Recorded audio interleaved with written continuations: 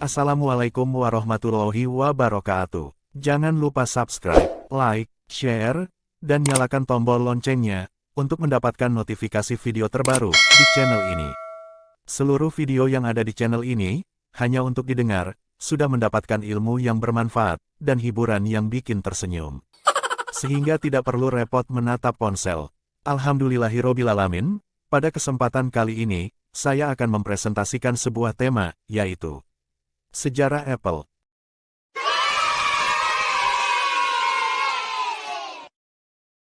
Apple adalah perusahaan personal komputer (PC) atau komputer pribadi pertama yang berhasil dan telah mempopulerkan antarmuka pengguna grafis.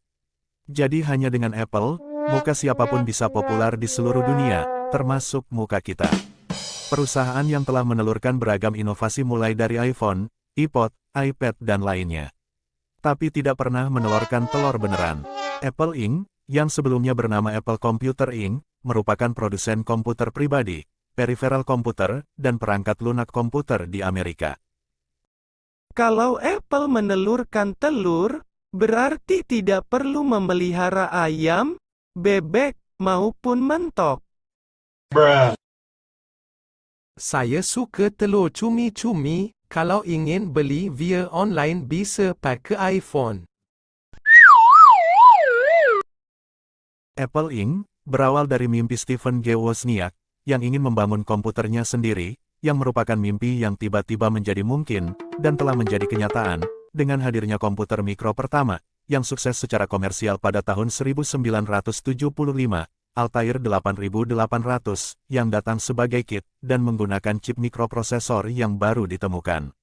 Jobs dan Wozniak diperkenalkan pada tahun 1971 oleh seorang teman bersama, Bill Fernandez, yang kemudian menjadi salah satu karyawan Apple paling awal. Kedua Steves ini bisa langsung akrab karena mereka menyukai teknologi dan lelucon. Jadi klop sudah, pintar teknologi, jago ngelawak, jago masak, jago yang lain, kalau masak apa jago juga ya. Kedua sahabat itu juga menggunakan pengetahuan teknologi mereka untuk membuat Blue Boxes yang bisa melakukan panggilan telepon jarak jauh secara gratis.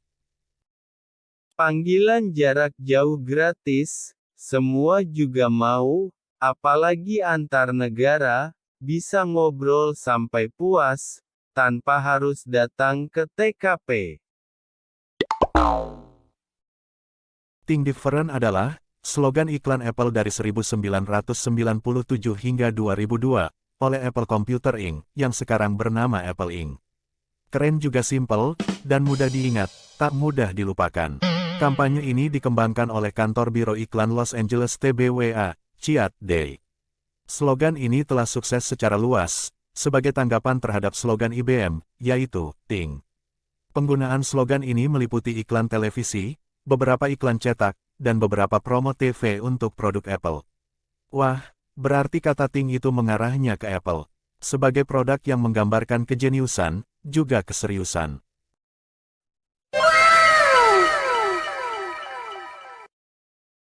Pada satu diskusi, mereka harus memilih antara Think Different dan Think Differently. Steve Jobs bersikeras bahwa menginginkan kata different untuk digunakan sebagai kata benda, seperti dalam kata think win atau think beauty. Jobs secara khusus mengatakan bahwa think differently tidak akan memiliki arti yang sama baginya dengan ungkapan-ungkapan tersebut. Jobs ingin membuatnya terdengar seperti kata yang lumrah terdengar, seperti ungkapan think big. Ini namanya teliti dalam memilih slogan.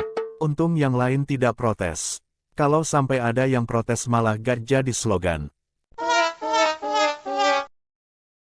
Berpikir beda, bikin produk yang beda dari yang lain, bikin orang tampil beda, asal tidak membesar-besarkan perbedaan. Bisa-bisa pecah perang dan menimbulkan korban jiwa. Oh no! Kalau kemarin malah gelas tetanggaku yang pecah, karena dibanting anaknya yang lagi gantuk. Untung bukan iPhone-nya yang dibanting. Setelah dirilis, kampanye Think Different terbukti sukses besar bagi Apple dan TBWA, Chiat Day.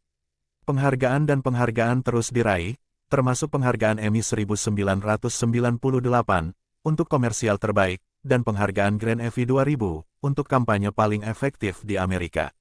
Keberhasilan kampanye Think Different bersama dengan kembalinya Steve Jobs memperkuat merek Apple. Pada tahun 2020, Think Different masih terlihat pada bagian belakang kotak iMac. Itu artinya, slogan punya kedudukan penting dalam merilis produk, walaupun kualitas produk itu yang terpenting dan paling dirasakan pengguna. By the way, jangan main-main dengan keduanya, baik itu slogan ataupun kualitas produk.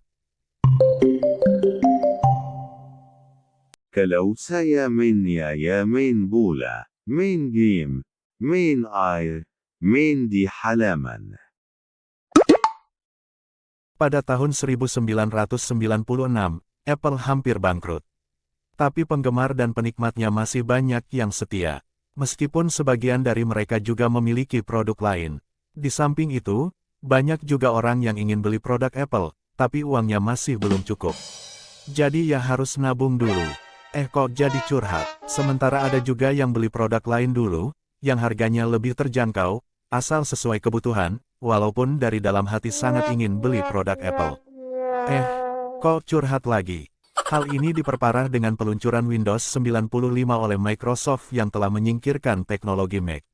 Dalam seketika membuat Apple menjadi pemain kecil dalam bisnis komputer dengan menyusutnya pangsa pasar, penurunan harga, dan penurunan laba.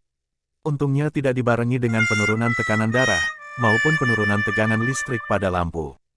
Tapi Mac tak pernah ditinggalkan. Amazing!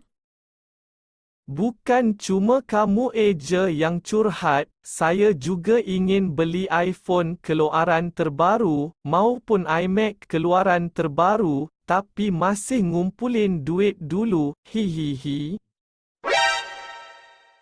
Namun, keadaan mulai membaik setelah Steve Jobs kembali ke Apple. Langkah pertama yang Jobs dan Wozniak tempuh, untuk menyelamatkan Apple saat itu, adalah berusaha mengintegrasikan sistem operasi UNIX based Nextstep dengan macOS yang diterapkan pada PC Macintosh. Hasilnya, sebuah produk PC baru yang berasal dari varian Macintosh, yang hadir dengan konsep all-in-one PC. Personal komputer yang bernama iMac ini akhirnya mulai terjun ke pasaran pada Agustus tahun 1998. Aksi penyelamatan yang luar biasa keren. Namun keadaan mulai berbalik pada tahun 1999, saat Apple meluncurkan PC Portable iBook. Setelah beberapa waktu sempat jungkir balik, tapi bukan balik kucing. Seiring berjalan waktu, produk komputer ini menuai sukses. Kesuksesan iMac seakan menjadi pembuka jalan dari rentetan kesuksesan produk perusahaan, yang hampir bangkrut ini. Padahal produk iMac ini sebenarnya, adalah pengembangan dari PC Portable PowerBook, yang sempat gagal di era kepemimpinan John Sculley. Berarti Apple sudah bangkit menjadi lebih baik lagi. Sudah bisa mengejar apa yang disukai konsumen. Pada saat memasuki era milenium, tahun 2000-an, Apple menjadi brand besar di dunia teknologi. Terutama merambah ke dunia yang maya-maya. Dari situ, dunia maya mulai banyak diminati, terutama kaula muda. Inovasi Apple selanjutnya adalah iPod dirilis tahun 2001. Kemudian diikuti dengan iPhone di tahun 2007, setelah itu dilanjutkan dengan sebuah komputer tablet bernama iPad. Dari situ, orang-orang sudah mulai banyak yang terlihat pegang-pegang iPad, di kantor, di kampus, di tempat-tempat terbuka maupun tertutup, di tempat yang ramai maupun yang sepi.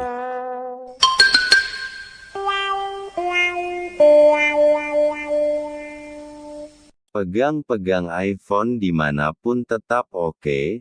Asal tidak salah pegang kompor gas, kecuali kalau mau masak air. Atau masak sambil browsing tutorial.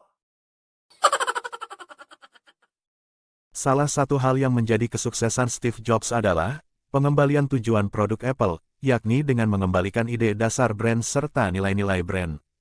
Apple yang merupakan making technology so simple that everyone can be part of the future.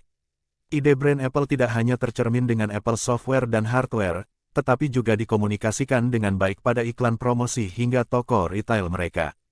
Pokoknya komplit sudah. Demikian yang dapat saya sampaikan pada kesempatan kali ini, semoga menjadi ilmu yang bermanfaat. Terima kasih banyak atas segala perhatian, dan mohon maaf atas segala kekurangan. Wa ma taufiqi illa billah, wassalamualaikum warahmatullahi wabarakatuh.